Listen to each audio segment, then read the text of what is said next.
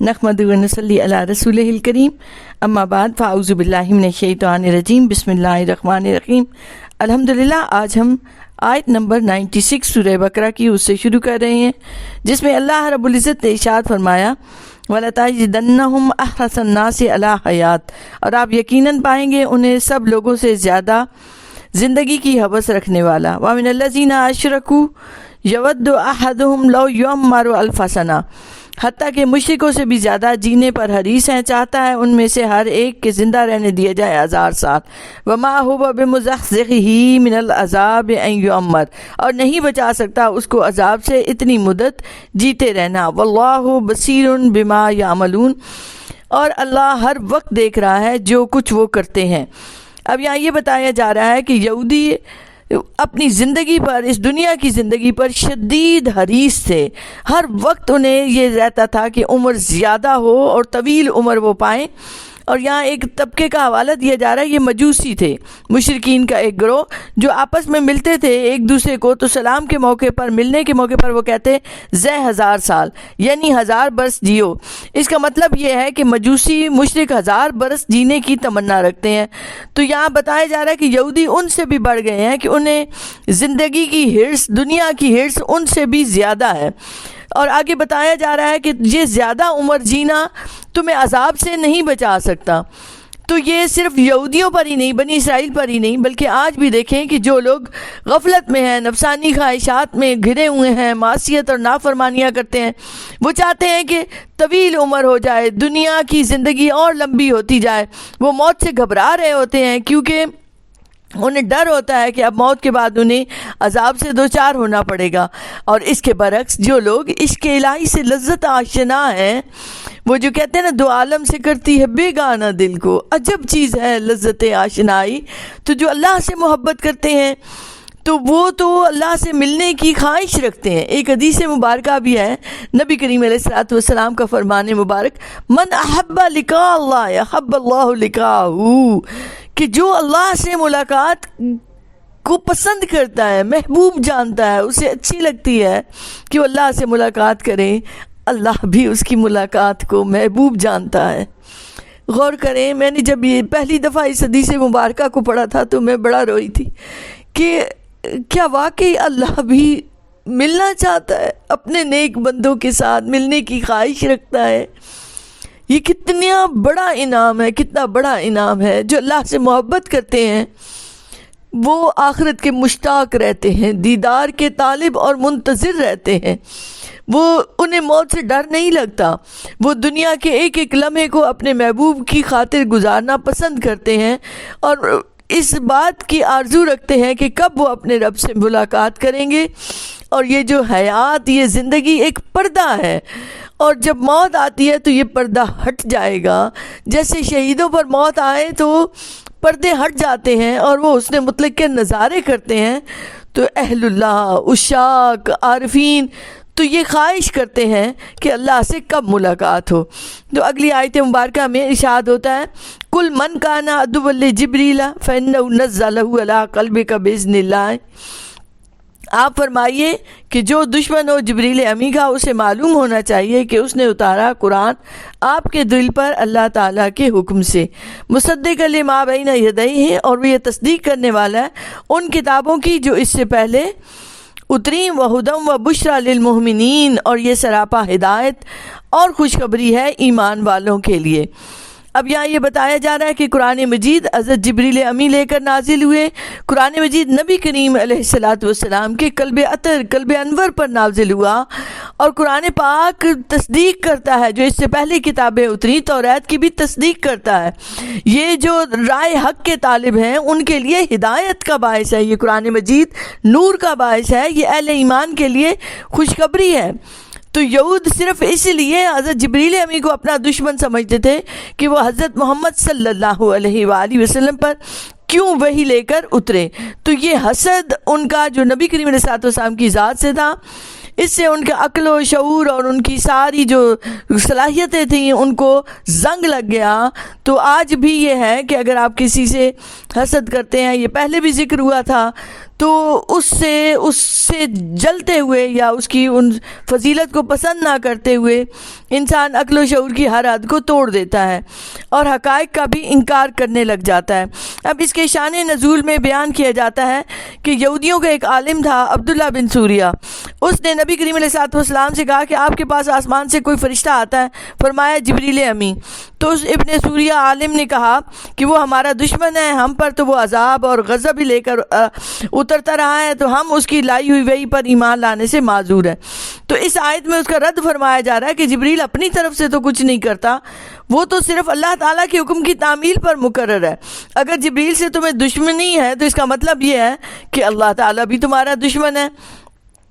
اور یہاں یہ آیت اس امر پر بھی دلالت کرتی ہے کہ اللہ تعالیٰ کی مقبول اور مقرب بندوں کی دشمنی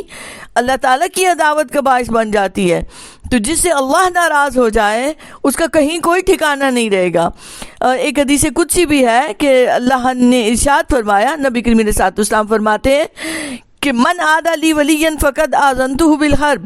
کہ جس نے میرے کسی ولی سے عداوت کی میں اس کے ساتھ جنگ کا اعلان کرتا ہوں۔ اب غور کریں کہ اللہ رب العزت فرما رہے ہیں کہ میں اس کے ساتھ جنگ کا اعلان کرتا ہوں جو جس نے میرے ولی سے دشمنی کی۔ تو اب یہ دھیان رکھیں کہ کسی اللہ کے نیک بندے کے بارے میں کوئی ایسے کلمات اپنی زبان سے نہیں نکالنے چاہیے۔ اور اس کے بعد ارشاد باری تعالیٰ ہے من کان عدوا للہ و ملائکتہ و رسلہ و جبریل و میکائیل فإن اللہ عدو للکافرین، کہ جو کوئی دشمن ہو اللہ کا، اس کے فرشتوں، اس کے رسولوں، جبریل اور میکائیل کا، تو اللہ بھی دشمن ہے ان کافروں کا۔ یہاں اللہ رب العزت نے واضح الفاظ میں بتا دیا۔ تو جو کوئی اللہ اور اللہ کے حبیب کو پسند نہیں کرتا،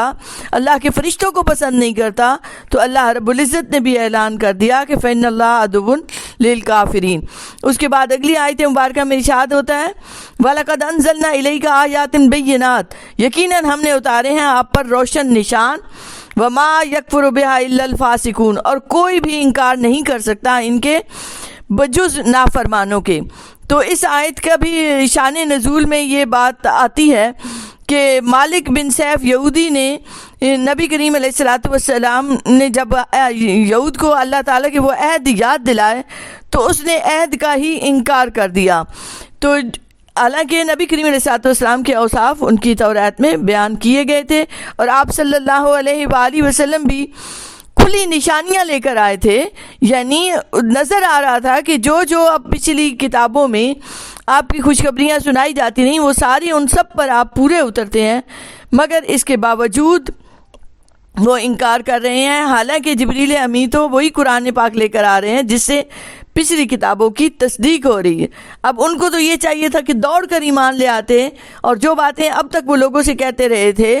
کہ وہ آنے والے ہیں وہ اللہ کے حبیب، تو اب انہی کی بات کی تصدیق بھی ہو جاتی،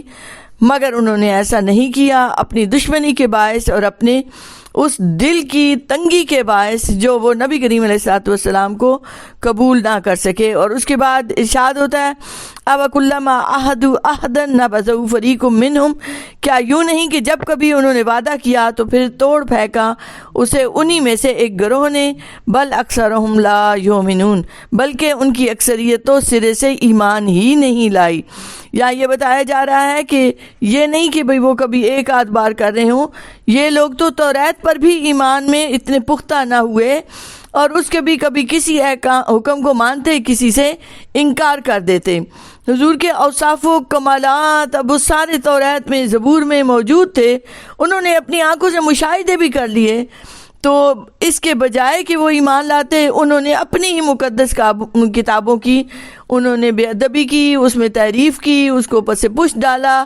اور ان کو بھی ماننے سے انکار کر دیا۔ تو بھلا جس قوم کی ہٹ درمی کا اور ضد کا یہ عالم ہو اس سے بھلا ہدایت کی کوئی توقع کی جا سکتی ہے؟ تو آپ دیکھیں تو اللہ رب العزت نے ہمیں بھی سلیقہ عطا فرمایا کہ سورہ فاتحہ پڑھتے ہیں ہم نماز میں کھڑے ہو کر، پھر اہدنا الصراط المستقیم کہتے ہیں بار بار، تو اللہ سے ہر بار ہدایت کی دعا مانگیں، اللہ سے حکمت مانگیں۔ تو یہ بڑی ہے، وہ اللہ فرماتا ہے کہ جسے حکمت اور دانائی دی گئی اسے خیر کثیر عطا ہوئی، جسے ہدایت مل گئی وہی تو کامیاب ہے۔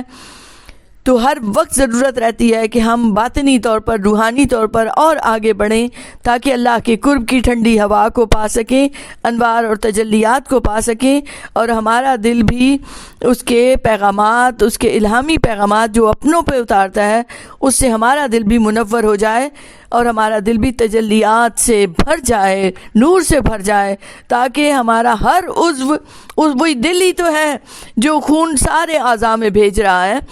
تو جب دل پاکیزہ ہوگا، نور والا ہوگا، تو اس سے جو پمپ ہو کے خون جاتا ہے، ہاتھوں میں جاتا ہے، پاؤں میں جاتا ہے، تو وہ پھر اعضاء گناہوں سے رک جائیں گے کہ ان کے اندر نورانیت ہوگی۔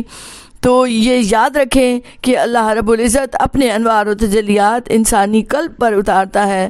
اور وہ جو زمین و آسمان کی وسعتوں میں نہیں سماتا، اس نے اپنے لیے مومن کے